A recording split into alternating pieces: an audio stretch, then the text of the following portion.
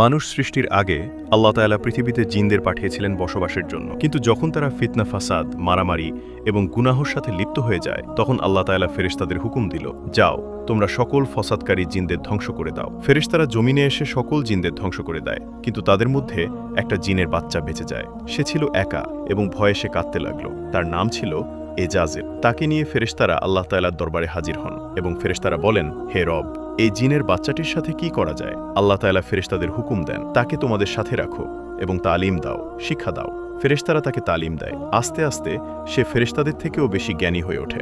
তখন ফেরেশতারা আবার আল্লাহর দরবারে হাজির হন এবং বলেন, হে রব, সে আমাদের থেকেও বেশি জ্ঞানী হয়ে উঠেছে, তার এলম আমাদের চেয়েও বেশি। এটা শুনে আল্লাহ তাআলা বলেন, তাহলে তোমরা তার থেকে এলম নাও। ফেরেশতারা এজাজিলের জন্য একটি দোলনা তৈরি করে সে ওই দোলনায় বসে ফেরেশতাদের ইলম দিতে লাগলো এবং সে হয়ে উঠল ফেরেশতাদের ওস্তাদ। কিন্তু এত জ্ঞান পেয়ে সে আল্লাহর শুকরিয়া না করে অহংকারী